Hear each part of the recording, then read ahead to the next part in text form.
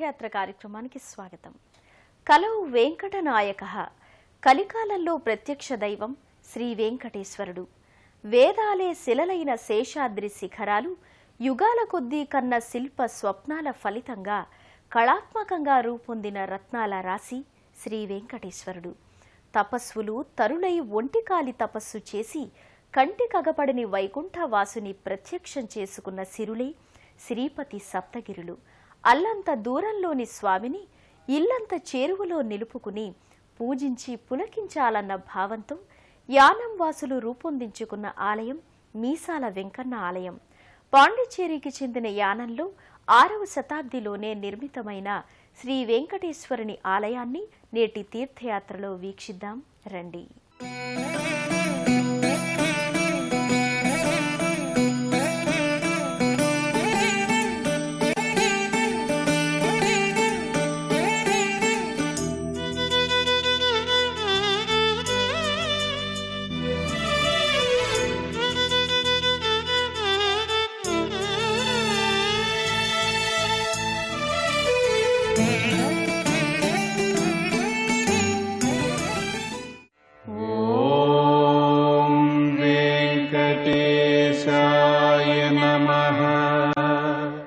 చాళుక్యులు రెడ్డిరాజులు పాలించిన ప్రాంతంలో ఉన్న ఈ ఆలయం ఫ్రెంచి వారి పాలనలో కూడా విరాజిల్లుతూనే వచ్చింది.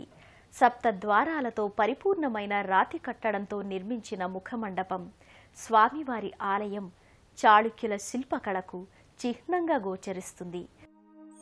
శ్రీదేవి భూదేవి సమేత శ్రీ వెంకటేశ్వర స్వామివారు వెలసిన ఈ ఆలయం కేంద్రపాలిత యానాంలో గోదావరి తీరంలో విరాజిల్లుతోంది.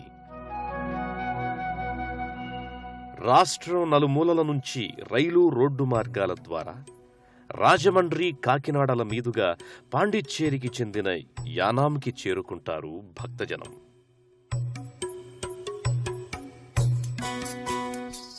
యానే అంటే తమిళంలో ఏనుగు. అందుకే యానాం క్షేత్రం అనగానే ఏనుగుల ఆవాసంగా ఆ ఏనుగులు సభక్తికంగా జలాభిషేకం చేస్తున్న భారీ శివలింగం సుందర శిల్ప సోయగమై తీర్థయాత్రికులను ఆహ్వానిస్తున్నట్లుంటుంది. స్వామివారి ప్రధాన ప్రవేశద్వారం రహదారి మీద దర్శనమిస్తుంది.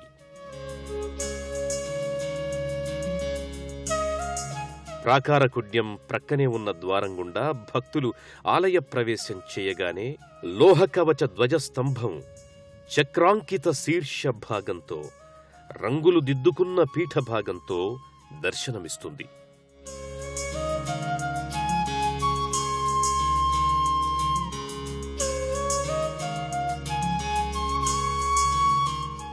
ఎదురుగా 7 ద్వారాలతో అలరారే ముఖమండపం ప్రవేశద్వారం పైభాగాన శ్రీ వెంకటేశ్వరుడు సర్వాలంకార శోభిత సహజసిద్ధ స్వరూప దివ్య సౌందర్యంతో భక్తులను ఆహ్వానిస్తుంటాడు.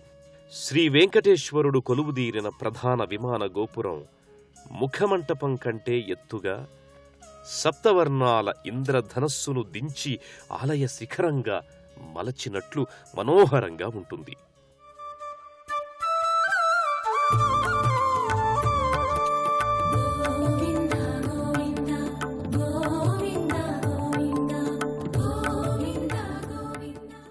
గోపుర సోయగాలను ఆగమశాస్త్ర సహిత శిల్పకళా విలాసాలను తన్మయత్వంతో దర్శించుకుంటూ భక్తులు స్వామివారి గర్భగుడిలోనికి మూల విరాట్టును దర్శించుకునేందుకై చేరుకుంటారు.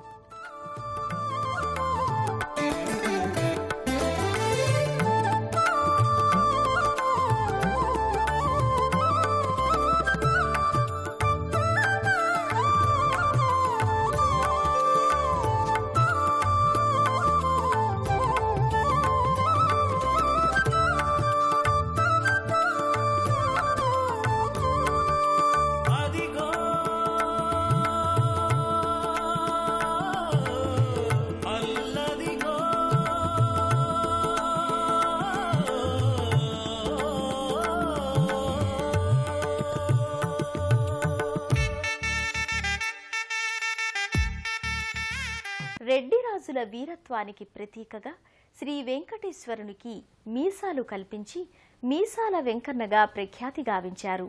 స్వామివారికి ఉషక్కాల అర్చనలలో నైవేద్యంగా ఉంచే బాలభోగాన్ని ద్రావిడ బ్రాహ్మణులు చద్దికూడు అని పిలవటం వలన చద్దికూడు వెంకన్నగా కూడా ప్రసిద్ధుడయ్యాడు.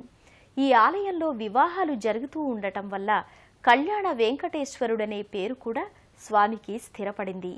సర్వం సహసామ్రాట్టు అయిన ఈ మూల విరాట్టును మనం కూడా దర్శించుకుందాం రండి.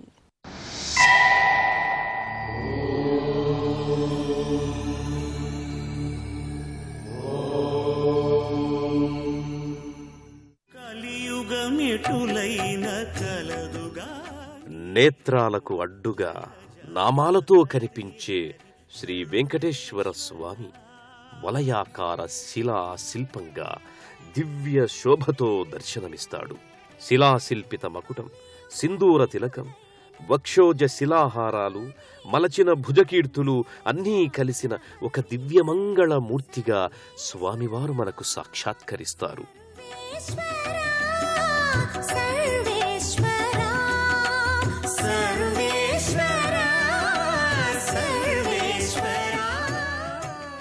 రజత కిరీటం, లోహమయమైన మీసాలు అమరిన స్వామిది ఒక వినూత్న శోభ. తులసి పచ్చని మాల, చేమంతుల హారం, బంతిపూల దొంతర, రంగురంగుల పూలహారాల మధ్య, బహువర్ణ పాలపుంతల వలయం మధ్య పరబ్రహ్మ పరమాత్మ కొలువు తీరినట్లు దర్శనమిస్తాడు స్వామి.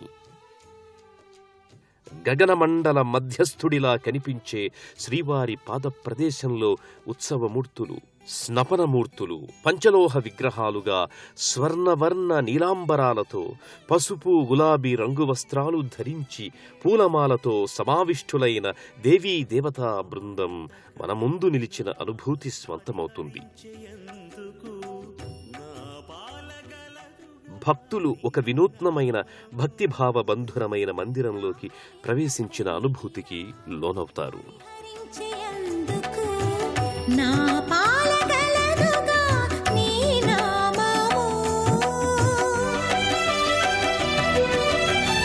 కోపమింత కలిగిన కొచ్చి శాంతమిచ్చుటకు చేపట్టి కలవుగా నా చిత్తములో నీవు.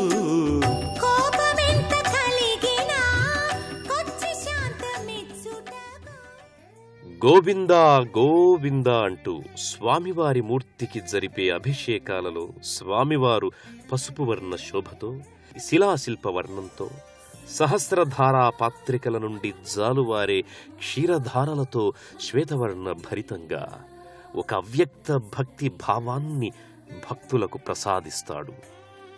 తులసిమాల, శ్వేతకౌపీనం ధరించిన స్వామి అభిషేకాలను అందుకుంటాడు.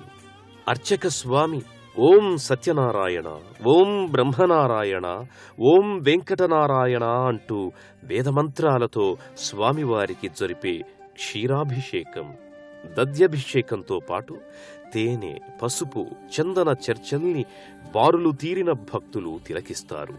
స్వర్ణవర్ణ సింహతోరణం కింద తన భక్తులందరినీ చూడడానికి విశాలంగా విచ్చుకున్న సుందర నయనాలతో స్వామివారు అభిషేకాలను అందుకునే దృశ్యం నేత్రానంద పర్వం.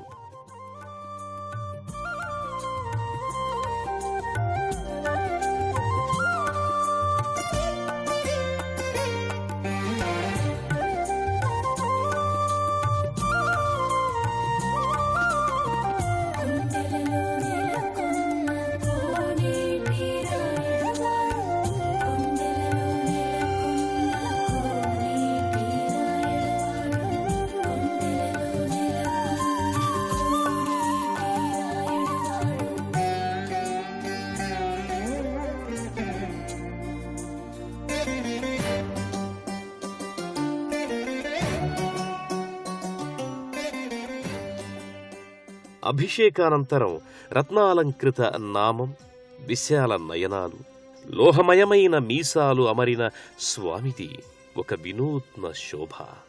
గోవింద గోవిందయని కొలువరే, గోవిందాయని కొలువ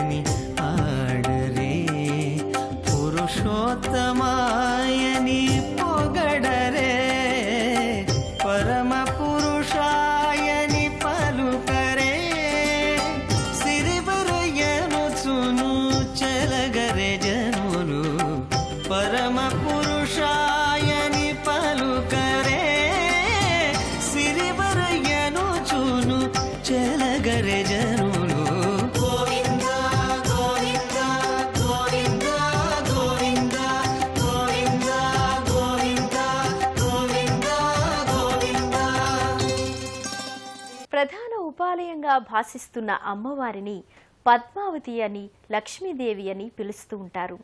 అలర్మేల్ మంగ అంటే పద్మావతి అనే అర్థం.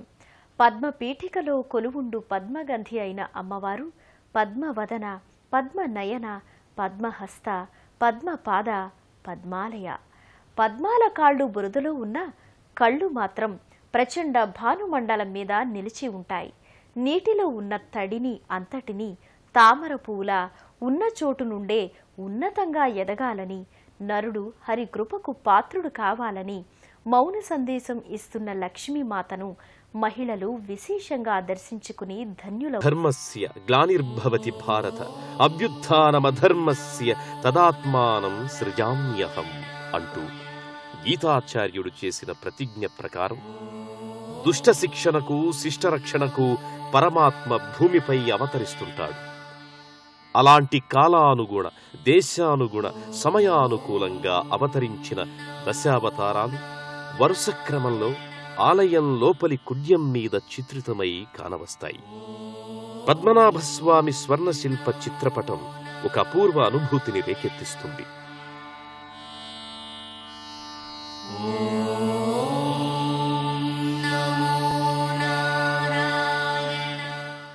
మహిళలు కాషాయ వస్త్రాలు ధరించి మండలాకారంగా తిరుగుతూ కోలాట నృత్యంతో స్వామికి చేసే నృత్యారాధన ఒక కళాభిషేకం.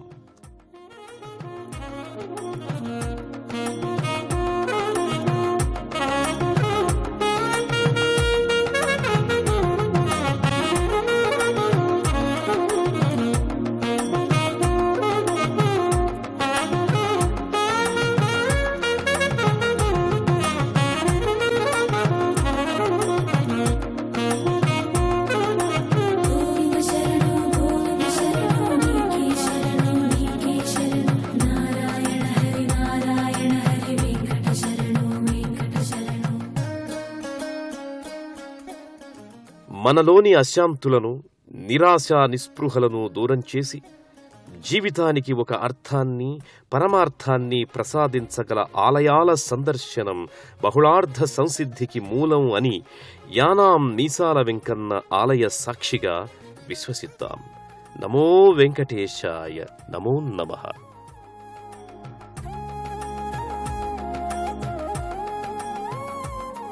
వెంకన్నబాబు ఆలయం అని ప్రేమగా, భక్తిగా పిలుచుకునే యానాం భక్తులు తాము నమ్మి కొలిచే అమ్మవారికి 108 కాసుల స్వర్ణహారం, 1/2 కిలోల వెండి చీరను అలంకరించుకుంటున్నారు. స్వామివారికి ఏం తక్కువ చేయకుండా కేజీ బంగారు కిరీటాన్ని తిరుమల వాసుడే అయినప్పటికీ ఊరూరునా, వాడవాడనే కాదు దేశ దేశాల్లో కూడా అవతరిస్తున్నాడు. గోదావరి తీరంలో కేంద్రపాలిత పాండిచేరికి చెందిన యానాంలో మీసాల వెంకన్నగా సుప్రసిద్ధుడై తన ప్రతిభను చాటుకుంటున్నాడు. ఆ స్వామితో పాటు కొలువుదీరిన దేవేరి శ్రీదేవి కరుణాకటాక్ష వీక్షణాలు మనందరి మీద కురియాలని ఆశిద్దాం. మరో తీర్థయాత్రలో, మరో క్షేత్ర సందర్శనంతో మళ్లీ కలుసుకుందాం. అంతవరకు సెలవు మరి. నమస్కారం.